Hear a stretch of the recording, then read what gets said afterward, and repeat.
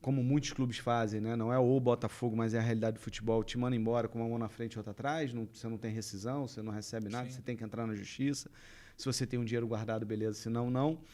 E aí você fica desempregado um tempo e aí você sai dessa questão de trabalhar com o Sidorf, contar essa história toda e você vai dirigir o Uber para manter a sua família, não desmerecendo esse trabalho, essa profissão, pelo amor de Deus, mas um cara que está lá viajando com o Sidorf, está no avião, hotel, ganhando um bom salário, né? Porque aí você já estava no profissional, você já estava bem, né? Se eu tivesse pego 10% de tudo que tu ganhou até hoje, eu estava rico, mas você estava bem. E aí vem uma nova realidade. E aí, de repente, bate esse negócio, olhar para trás e falar, pô, será que valeu a pena? Sim. Na verdade, a sequência não é essa. Na verdade, eu sou demitido do Botafogo em 2015, em janeiro ou fevereiro de 2015.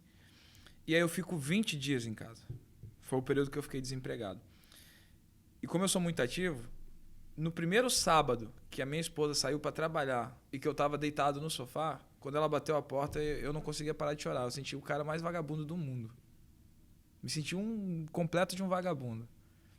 E aí quando ela chegou, eu falei assim, cara, a gente precisa fazer alguma coisa para ganhar dinheiro. Não sei quando o telefone vai tocar, se vai tocar.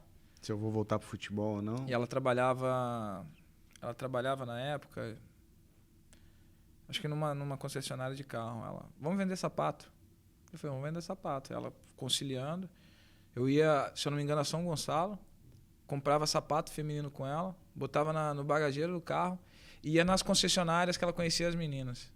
Fiz isso assim, sei lá, durante uns 2, 3 meses. Fora qualquer outro tipo de correria que pudesse fazer. E eu ainda assim tinha guardado um dinheirinho, tinha tudo, mas cara, eu sempre fui daquele, se eu posso trabalhar hoje, se eu posso jogar pra dentro, eu não vou ficar esperando amanhã acontecer.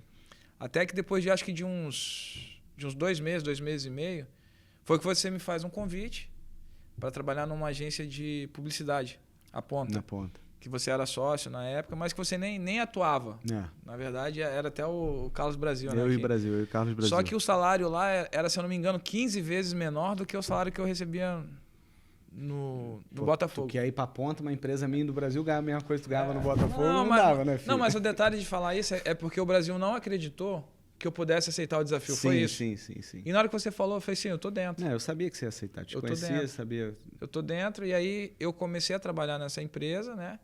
Os rendimentos foram melhorando, o meu salário foi melhorando e tal.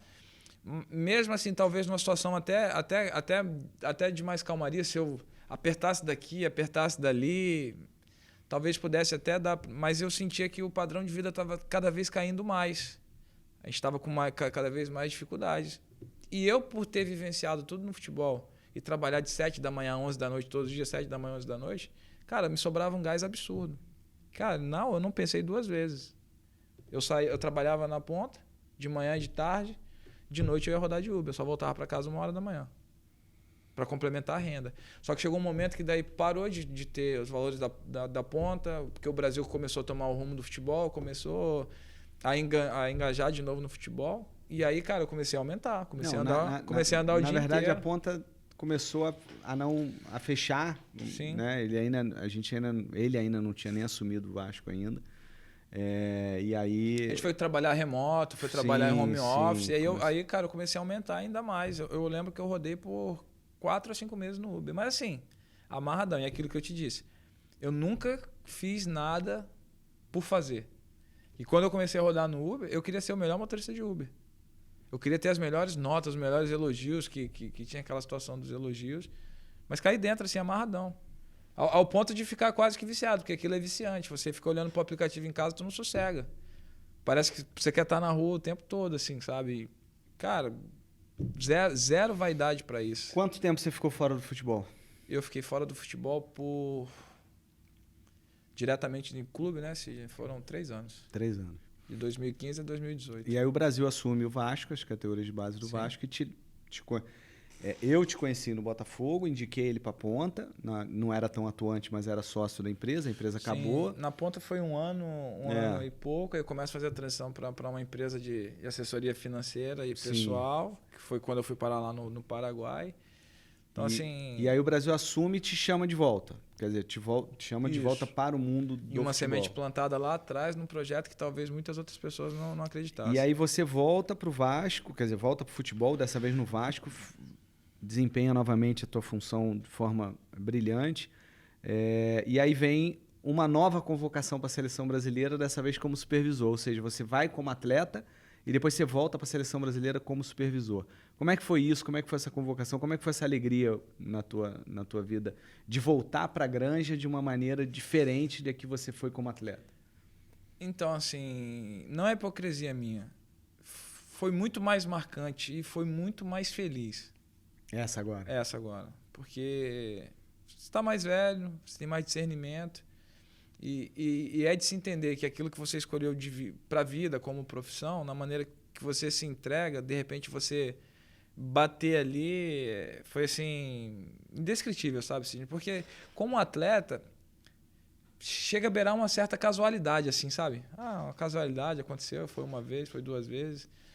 Talvez se eu tivesse tido uma continuidade dentro da seleção como atleta, o sentimento talvez pudesse ser diferente. Mas depois de tudo, assim, de ter ficado fora do futebol, da demissão, de vivenciar tudo que eu vivenciei no futebol profissional, depois voltar, se deparar ali com a seleção brasileira, com o que é aquela estrutura hoje, com o que são as coisas, com os profissionais que estão lá dentro, foi... E assim, coincidentemente, eu lembro que quando eu fui convocado, como atleta, eu fiquei nos últimos 2 quartos lá, da direita, né? Que dá de frente para os campos lá embaixo. E coincidentemente, dessa vez, eu fiquei exatamente nos últimos quartos, assim, da direita, que dava... Para os campos. Eu falava, cara, é muito... minha vida é um barato. E aí agora o Brasil foi para o Corinthians e está te levando, né? Sim. Todo mundo já sabe disso. É uma nova experiência. Então, qual a expectativa que você tem agora dessa novo desafio no Corinthians? Continua indo para a seleção? Você foi convocado agora de novo? Sim, eu tive há 15 dias atrás, né? Com a Sub-15 lá. E agora vai para o Corinthians, um novo desafio, um novo momento. Como é que você está enxergando isso na tua vida? Como é que você está vendo isso? Primeiro que assim, é trocar um gigante pelo outro. Essa é a grande verdade, porque só quem vivencia o Vasco ali de dentro sabe o quanto o Vasco é um gigante. É uma camisa pesadíssima. Está sendo, né, um prazer absurdo. Eu não sei o que vai ser quarta-feira, que é o último dia que eu vou estar no Vasco. Coincidentemente, um jogo contra o Botafogo foi... Eu chego para ser supervisor do Sub-20 e faço primeiro jogo contra o Botafogo e vou encerrar agora esse ciclo contra o Botafogo. Então, assim, é trocar um gigante pelo outro. Mas mais do que trocar um gigante pelo outro, e que é um senhor gigante, né? O Corinthians, chega a assustar de pensar, fico com frio na barriga de imaginar o que vou viver lá. Tenho certeza de dificuldades, tenho certeza que vou precisar de adaptação. Tenho amigos lá, por conta da seleção, que certamente vão me ajudar nesse processo.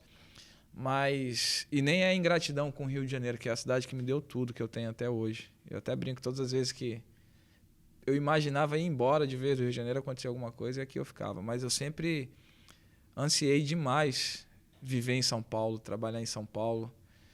Por tudo que eu já ouvi e por muitas coisas que eu vi de como as áreas, de como as funções, de como o trabalho realmente é encarado em São Paulo, né? Parece que o paulista ele valora mais, né, a questão profissional. Não que o carioca... Aí as pessoas até falam, talvez não tenha a mesma opção de entretenimento. Tal. Tem sim, mas eu acho que é uma questão cultural mesmo. Então, assim, eu sempre desejei demais morar em São Paulo, viver em São Paulo. Não imaginava que fosse trabalhando com futebol, até porque pelo período que eu fiquei fora do futebol, duvidei até de voltar. Chegou um momento que eu já nem pensava mais. E, de repente, a oportunidade de viver em São Paulo e trabalhar no Corinthians. Assim, eu acho que você me conhece. Eu não vejo a hora de despejar 120%, 150%, 200%. Já fiz um acordo com a minha esposa. Ela não pode ir para lá antes de 45 dias, que eu entendo que é um período que eu tenho que fazer uma imersão no trabalho, eu tenho que ter foco total para aquilo, trabalhar aqueles inícios 14, 15 horas por dia. Eu tenho certeza que, como foi no Vasco, como foi no Botafogo, os 3 primeiros meses eu vou trabalhar 24 horas, porque trabalha 10, 15, a madrugada toda você fica sonhando com planilha, sonhando com um monte de coisa. Então ela entende isso e vai ser dessa forma. Tô ansioso de natureza eu sou. Te desejo todo sucesso do mundo, porque você merece. Não porque eu gosto de você, mas porque você merece. Tua história é uma história belíssima. Eu acho que você ainda vai escrever muitos capítulos a mais nessa história. Te desejo todo o sucesso do mundo. As pessoas que estão indo para lá, você sabe do carinho que eu tenho por todos vocês. E sucesso total nessa nova caminhada. Mas, para terminar, a gente tem a última pergunta que eu não poderia deixar de fazer de forma alguma. Você, por favor, dê uma olhada aí e veja. Para ver se é número 1 mesmo? É a número 1? É danada. É a número 1. Bom, essa pergunta... Não é toque não, tá? Só para... É assim que eu gosto também. Quer fazer o inverso? 5, 4, 3, 2... Não, assim tá bom. Tá me incomodando, não. A pergunta é de Sidney Loureiro, do Rio de Janeiro. Caramba. A pergunta dele é a seguinte: quem foi o melhor gestor de base com quem você trabalhou? Carlos Brasil ou Sidney Loureiro? Hoje é o Sidney Loureiro aqui. Amanhã eu falo Brasil, que é o Brasil. Pô. Amanhã tu chega lá... Amanhã eu vou estar lá, pô... Brasil. Eu falo, pô, Sidney né? É um brincalhão, né, velho? Fazer uma pergunta daquela. Tu sabe que é você, né, Brasil? Você vai falar isso pra ele? Na verdade, é até bacana você fazer a pergunta que não é nem o Sidney Loureiro, não é nem o Brasil. Na verdade, eu te disse lá atrás que eu tive muitos pais e muitas mães que contribuíram demais para que eu estivesse aqui. E aí eu vou falar de mãe, eu vou falar da Dona Yaci, eu vou falar da Dona Yaci, que é a mãe do Flávio, fisioterapeuta, eu vou falar da Dona Hélida, a gente vai falar da Baiana, que ajudou demais lá a gente, a Nora, mãe do Arrudinha, a tia Lourdes, mãe do Alan, que morei muito tempo na casa dela lá em Copacabana. Enfim, falar da minha mãe é bizarro. Minha mãe é minha melhor amiga. Minha mãe, minha confidente, é minha melhor amiga. Enfim, a gente parece que não tem distância, ainda mais hoje, né? E falar dos pais, cara. Tu sabe o quanto eu sou apaixonado pelo meu pai, o quanto meu pai é minha referência, o quanto meu pai é meu ídolo. Pô, eu tenho o maior orgulho do meu pai. Eu digo a você direto, se existe um ser humano especial nesse mundo, esse cara é meu pai. Meu pai é o cara mais humano do mundo, é o cara mais... sabe, mais carismático, mais brincalhão. Pô, eu tenho muita referência familiar dentro de casa e você sabe disso. Agora outros pais surgiram. Sidney Loureiro, Carlos Brasil, Eduardo Húngaro, Maurício Assunção, cara que me ajudou demais, outro ser humano ímpar. E várias outras pessoas, assim, posso estar sendo injusto, vou acabar esquecendo, porque assim, foram muitas pessoas. O próprio seu Dilson, esposo da Dona Yaci, foi um pai que eu tive. O meu sogro é um senhor pai para mim. Então, assim, muitas pessoas que cuidaram de mim, que são referências, que me ajudam, que me dão suporte. Até porque eles entendem é que as pessoas não têm noção, mas o quanto carente eu sou, né? Justamente por...